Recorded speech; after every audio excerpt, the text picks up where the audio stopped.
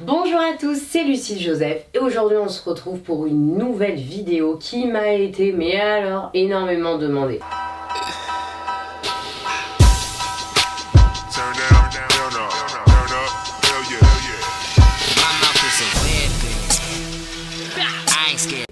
Je vous dis ça parce que c'est une question qu'on me pose à peu près tous les jours sur les réseaux sociaux. Est-ce que tu fais toujours ton jeûne intermittent? Qu'est-ce que c'est le jeûne intermittent? Est-ce que c'est ton mode de vie? Est-ce que tu le fais tous les jours? Est-ce qu'il y a des exceptions? Est-ce que c'est efficace? À quoi ça sert? Tatati tatata tatati tatata.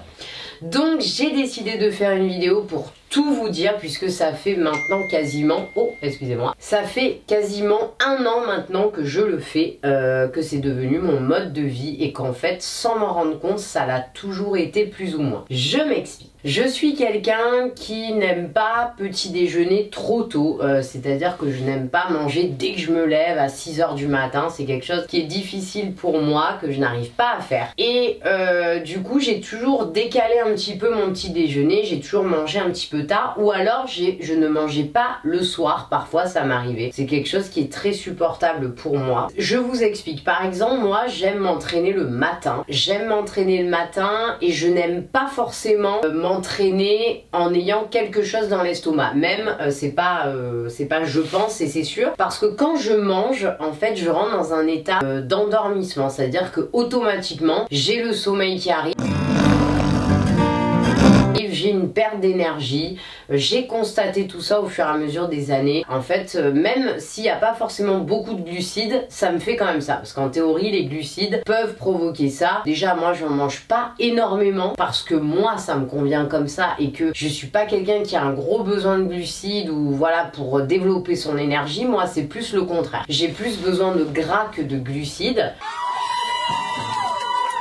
Donc je mange beaucoup plus de gras que de glucides dans mon alimentation, mais ça c'est un autre débat. On va dire que j'ai une orientation plus, une alimentation plus cétogène que glucidique ou voilà, que forte en glucides. Donc je me suis intéressée au jeûne intermittent après ma compétition qui avait lieu l'année dernière, le 15 octobre, si je ne me trompe pas. J'ai eu envie un petit peu de faire les choses plus sainement, de réapprendre à m'écouter et pas écouter seulement la société. Parce qu'en fait, on vous dit de manger matin, midi, soir, collation. En fait, on vous inculque des choses comme ça. Alors, il y a de très belles valeurs à travers ça, mais il y a autre chose que seulement la société qui nous inculque quelque chose. Il y a aussi l'écoute de son corps qui est très importante et des choses qui sont purement old school qu'on fait plus depuis les années 2000. 3 produits laitiers par jour.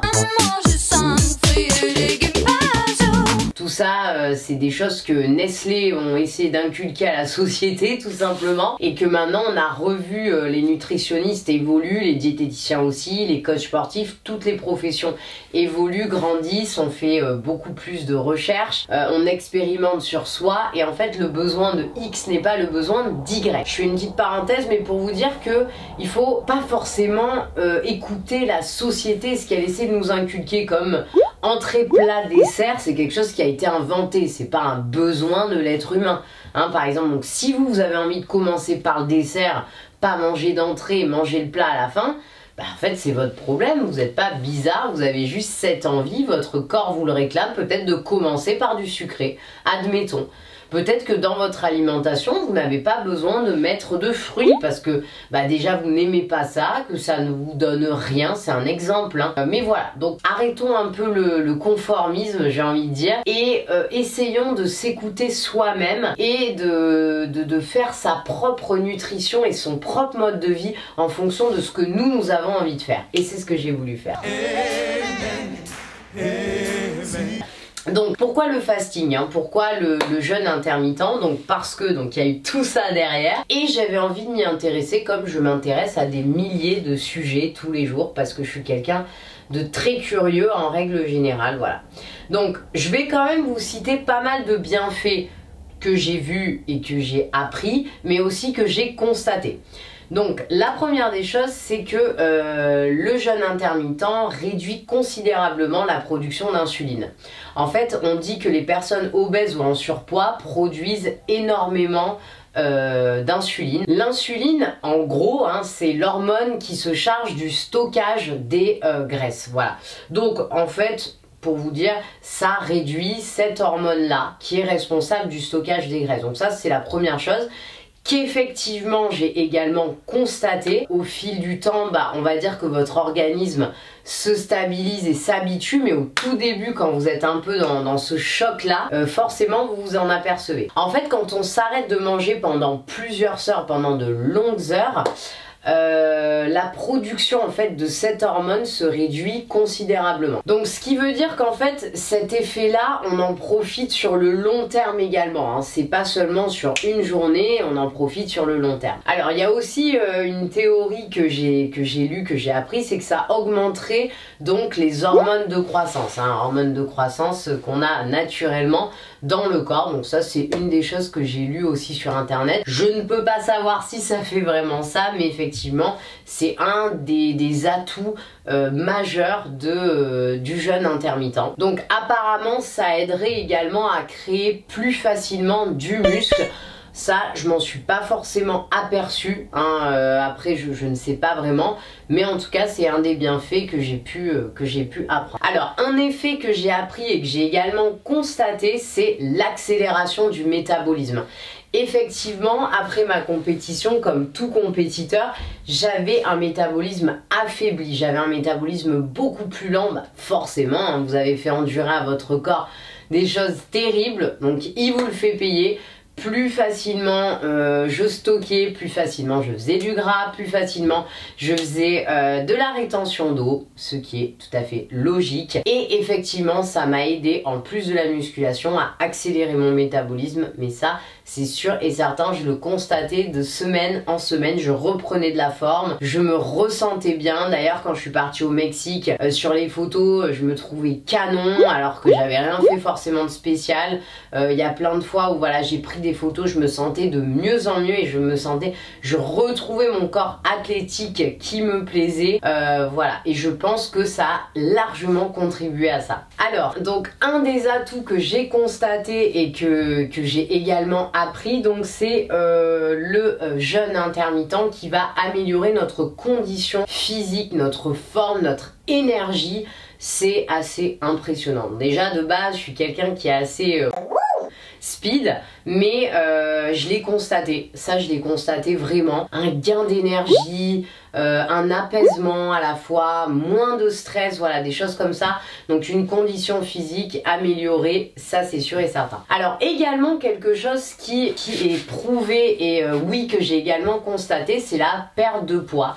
Ça aide également à la perte de poids. En fait, le jeûne intermittent va réduire votre apport calorique d'environ 30%, on va dire, sans que vraiment vous en aperceviez, parce que vous avez moins de temps pour manger, donc vous mangez forcément moins. En fait, ce que vous allez manger en termes de calories va être moindre de ce que vous allez dépenser dans votre journée, sans forcément avoir ce côté diète, régime un petit peu contraignant qu'on n'aime pas forcément. Donc ça va vous faire perdre du poids automatiquement, sans forcément l'avoir comme objectif, mais perdre du gras. Je veux dire plus perdre du gras que du poids à proprement parler, parce que si, bien sûr, dans le temps court, vous mangez que de la merde, effectivement ça ne va pas marcher. Mais dans la théorie où vous avez déjà une très bonne alimentation, où vous faites du sport, etc., en réduisant ce temps, c'est-à-dire que moi je commençais à manger à 13 h et je finis de manger vers 19-20 h maximum,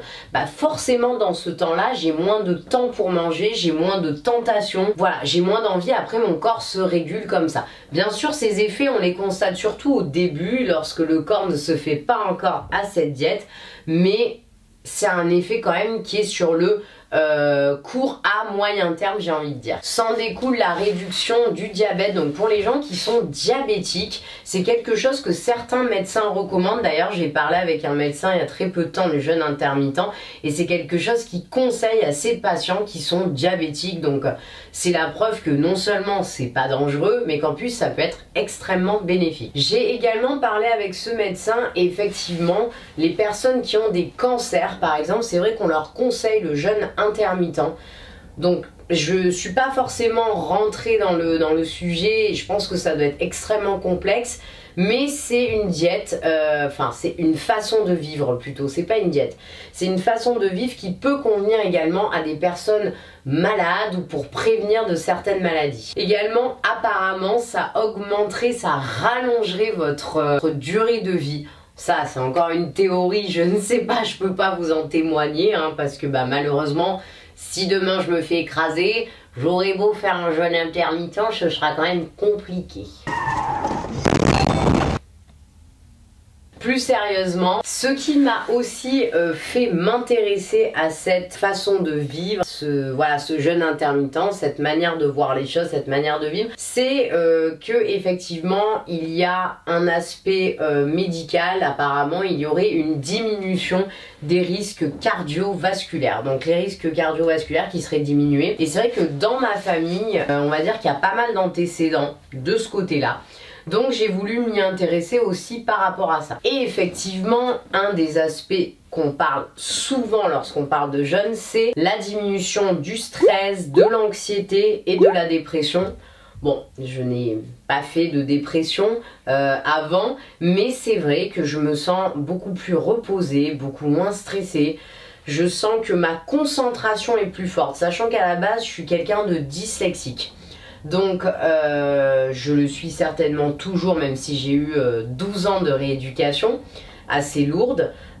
J'ai des petits problèmes de concentration, j'en ai toujours eu, et je trouve que ça me permet de mieux me concentrer. Là-dessus, j'ai pas encore trouvé d'études ni de théorie, mais en tout cas c'est ce que moi j'ai pu constater. Donc comment ça se passe une journée type dans la vie de quelqu'un qui fait un fasting, c'est-à-dire un jeûne intermittent? Tout simplement, je commence ma journée, je vais boire de l'eau.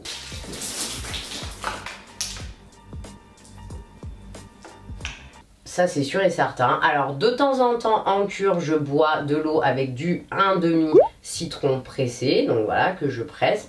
Je mets dans mon eau, je bois beaucoup d'eau, parfois je bois un thé, parfois ça m'arrive de boire un café. Donc je commence ma journée comme ça.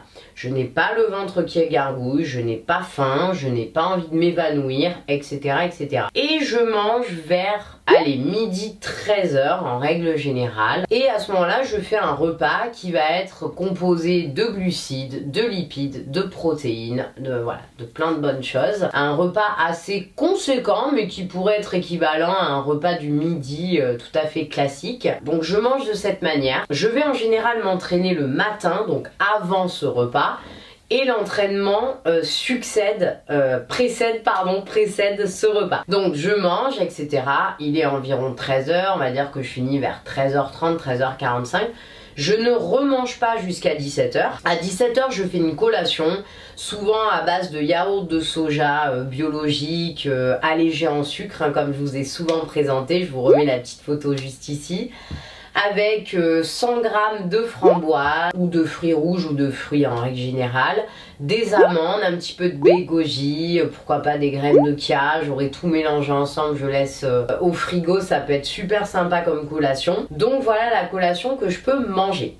Ensuite le soir je vais remanger des glucides, des lipides et des protéines. Je mange un très bon repas le soir en général, plus le soir que par exemple à 13h. Parce que comme je vous ai expliqué tout à l'heure, moi le repas, même si je le charge pas trop en glucides, il va me donner envie de me reposer, il va me faire m'endormir et je m'endors extrêmement facilement après un repas. Donc portion de protéines hein, en général en ce moment, c'est vrai que depuis que je suis enceinte, j'ai encore plus envie de ne pas manger de protéines animales. Alors je sais pas pourquoi, mais ça me dégoûte fortement. À part quelques poissons, voilà, des petits poissons. D'ailleurs c'est mieux les petits poissons, parce qu'il y a moins de déchets. Mais voilà, en dehors de ça, et surtout de la protéine végétale, ou alors des lentilles, des pois chiches, voilà, des bonnes sources de protéines végétales. Donc en général, je me fais ça, une bonne salade composée, plein de légumes de couleur. Voilà, ça va être des choses comme ça, très bonnes, très saines, mais qui me tiennent au corps. Donc, en gros dans la journée, c'est vrai que si on regarde, ça m'enlève à peu près une collation et un repas que je pouvais manger avant, c'est-à-dire le petit déjeuner et la collation du matin. Et pourtant, mon corps réagit extrêmement bien. Et la question qu'on va me poser, c'est Lucille, tu es enceinte, est-ce que ce n'est pas dangereux de manger comme ça? Bah pas du tout, je n'ai pas augmenté mes apports depuis que je suis enceinte et pourtant je peux vous dire qu'il y a un sacré bidon qui se forme, hein. Tout le reste n'a pas vraiment bougé. C'est vrai que je me vois pas forcément changer. J'ai pris un peu de fessier quand même, on va se dire, un peu de cuisse, un peu de fessier. C'est vrai, je pense que c'est hormonal aussi et c'est normal. Un peu de cellulite, c'est hormonal aussi. Je me rassure comme je peux. Je me rassure comme je peux. Je crois que tu es en train de te rassurer. Quoi. Mais non, mon corps pour l'instant ne me réclame pas plus. Si bien sûr je sens que je suis à 2 doigts de tomber ou quoi que ce soit, je changerai mon mode de vie. Mais actuellement, je n'ai jamais été aussi en forme que maintenant que je suis à 4 mois de grossesse. Je me sens... Enfin, j'ai jamais été aussi bien de ma vie, jamais été aussi heureuse, jamais été aussi comblée. Et je suis heureux. J'ai jamais eu autant d'énergie, j'ai envie d'aller tout le temps à la salle, je suis hyper motivée, j'ai envie de faire plein de projets, j'ai envie de voyager, enfin voilà, j'ai plein d'envies, mais pas forcément des envies de bouffe ou de conneries. Voilà, j'ai peut-être des envies de burrata, mais ça c'est toute l'année et je pense que c'est un petit peu des excuses qu'on se fait, toutes ces envies, enfin... Peut-être que je me trompe, mais j'ai l'impression qu'on se crée beaucoup de choses dans la tête. Tout comme entrée, plat, dessert. Hein. Vous voyez, c'est tout plein de théories en fait. Et moi, je suis, depuis quelques temps, j'essaie de sortir de tout ça. Et c'est vrai que pendant ma grossesse, je vous avoue que je n'écoute personne, à part, bon, mon médecin, hein, voilà. Mais j'écoute personne, j'écoute aucune théorie, je suis zen, je suis apaisée. Et tout se passe bien. Donc je me dis que... Bah, je pense que c'est un tempérament et je pense que c'est soit on est très angoissé, très stressé, voilà, soit bah, on est plutôt cool et bizarrement bah, tout se passe plutôt bien. En tout cas pour moi ça me réussit. Donc voilà, donc oui, si vous faites un jeûne intermittent, bien entendu mesdames, je sais d'avance, on ne commence pas un jeûne intermittent le premier jour qu'on sait qu'on est enceinte. Hein, c'est comme on va pas commencer le sport alors qu'on vient d'apprendre qu'on est enceinte, c'est évident. C'est quelque chose que je vous conseille de continuer, mais que je vous conseille pas de commencer à ce moment-là. J'ai pas le but de maigrir, j'ai pas le but d'éviter de prendre des kilos. Si je prends des kilos pour ma grossesse, c'est pas grave. Je les reperdrai après, je me connais. J'ai pu atteindre ce niveau physique en compétition. Je peux me sortir d'une grossesse, ça devrait aller. Et j'ai pas peur de ça. Je me fais tout à fait confiance. Donc non, soyez logique. Voilà, soyez intelligente, soyez dans votre manière de raisonner, dans votre manière de voir les choses, soyez intuitif, réfléchissez. Par exemple, quand on me dit « Oui Lucille, tu montres tes entraînements, mais tu précises pas à chaque fois que c'est pas forcément adapté à toutes les femmes enceintes », bah déjà, fraté, et si je précise ça à chaque fois, on s'en sort plus. T'imagines, il faut que je ponde un pavé comme ça sous toutes mes vidéos, toutes mes stories, tous mes trucs. C'est pas possible, c'est pas possible, c'est pas possible mon pote.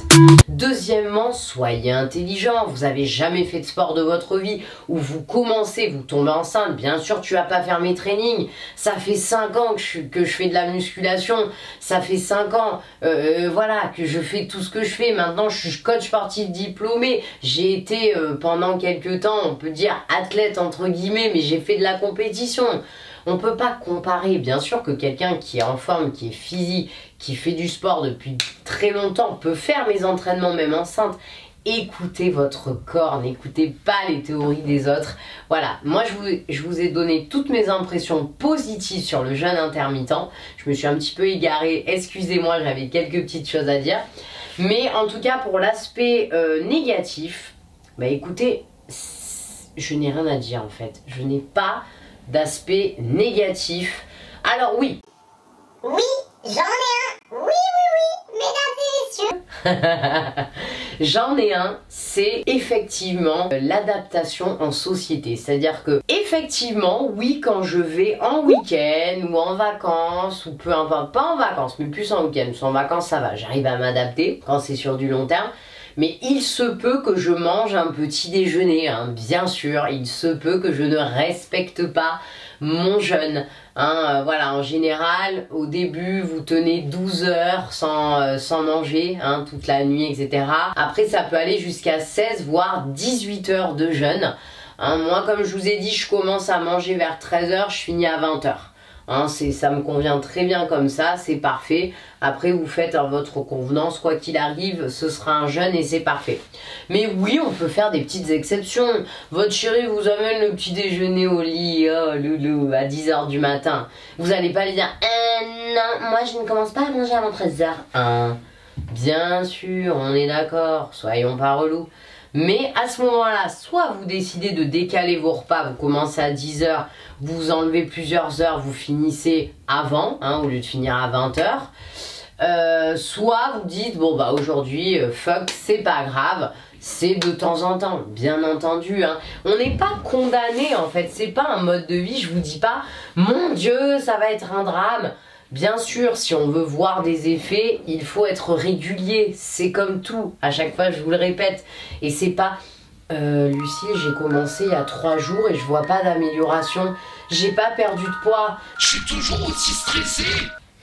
Mesdames, patience, rigueur, régularité. Prenez le temps de faire les choses et arrêtez de vous peser, arrêtez de regarder vos objectifs tous les jours dans le miroir, bordel de putain de merde. Oh, il y a une boule. Donc voilà. Viens, loulou. Oh, mon semonce. Donc c'est pas parce que vous n'allez pas le respecter une journée sur un mois que ça va changer quelque chose. Après vous allez me dire, oui mais Lucille, est-ce que je peux faire 3 jours de jeûne et le reste du temps je ne fais rien? Bah comment dire que... Oh, t'as pété. Bouh, sortez de là. Oh, dégoûtant. Allez, sors. Tu pètes jamais et là t'as décidé de péter. Allez, dégage. Oh mais ça sent l'épinard pourri. Bébé, j'ai envie de vomir. Il a pété, ça sent l'épinard.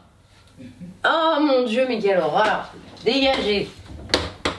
Oh, mais ne revenez plus si c'est pour péter comme ça. Bah non, si tu décides d'avoir ce mode de vie, c'est qui te convient. Il faut pas se restreindre, il faut pas se contraindre. Oui, je crois que c'est ça. Si vous avez envie de faire ça, c'est parce que déjà vous réfléchissez, hein, toujours le côté réfléchi, intelligence, intuition.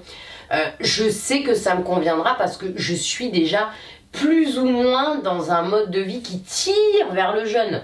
C'est pas pour se l'imposer, c'est pas pour souffrir, c'est pas pour vomir tous les matins, avoir mal au cœur. Mais non, mais non, mais non. On ne se l'impose pas. Hein. C'est comme n'importe quel mode de vie, on ne se l'impose pas. Quand on s'impose quelque chose, ça ne marche jamais. Parfois, il faut se faire violence, parfois, il faut bousculer un petit peu. Hein. Mais on ne s'impose pas ce genre de choses. On a déjà...